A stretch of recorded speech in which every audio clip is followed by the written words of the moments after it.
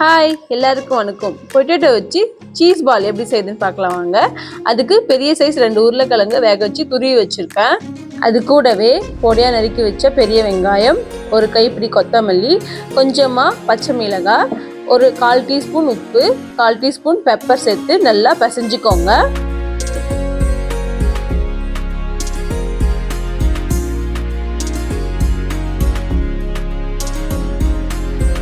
பாருங்க, இந்த அளவுக்கு பிசைஞ்சுக்கோங்க, கையில் ஒட்டக்கூடாது. அடுத்து சீஸ் ரெடி பண்ணிக்கலாம். நான் அதுக்கு 4 ஸ்லைஸ் எடுத்துருக்கேன். கொஞ்சமாக கொத்தமல்லி, கொஞ்சமாக பெப்பர், கொஞ்சமாக உப்பு சேர்த்து நல்லா பிசைஞ்சு விட்டுக்கலாம். இந்த பொட்டேட்டோ சீஸ் பாலை ஈவினிங் ஸ்நாக்ஸாக குழந்தைங்களுக்கு செஞ்சு கொடுத்தீங்கன்னா ரொம்பவே விரும்பி சாப்பிடுவாங்க. இதை நான் ரெஸ்டாரண்ட் ஸ்டைலில் தான் செஞ்சுருக்கேன். வாங்க சீஸ் பால்ஸ் ரெடி பண்ணிக்கலாம்.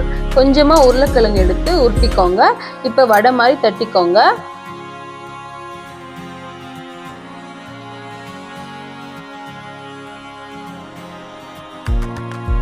நம்ம ஆல்ரெடி மிக்ஸ் பண்ணி வச்சிருக்க சீஸை நடுவில் வச்சு இந்த மாதிரி க்ளோஸ் பண்ணி நல்லா உருட்டி வச்சுக்கோங்க.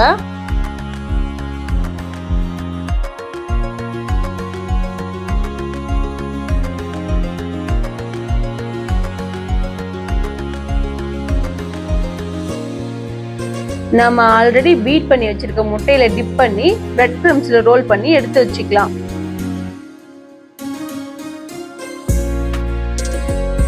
சேம் ப்ரொசீஜரை ரிப்பீட் பண்ணி 1/2 hour ஃப்ரிட்ஜில் வச்சுருங்க. அப்போதான் ஃப்ரை பண்ணும்போது உடஞ்சி வராமல் இருக்கும்.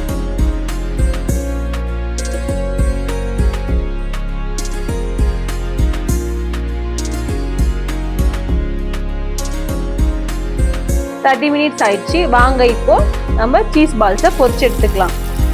எண்ணெய் சூடான உடனே நம்ம ஒவ்வொன்றா போட்டு பொரிச்சு எடுத்துக்கலாம். சீஸ் பால்ஸ் வந்து கருகாத அளவுக்கு மீடியம் ஃப்ளேமில் வச்சு நல்லா பொரிச்சு எடுத்துக்கோங்க.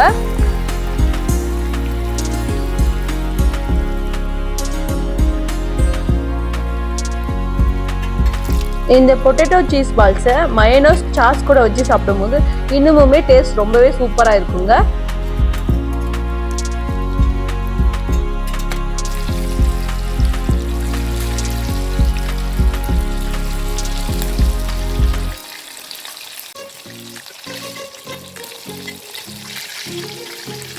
இந்த வீடியோ பிடிச்சிருந்தா லைக் பண்ணுங்கள், ஷேர் பண்ணுங்கள், கமெண்ட் பண்ணுங்கள், சப்ஸ்கிரைப் பண்ணுங்கள்.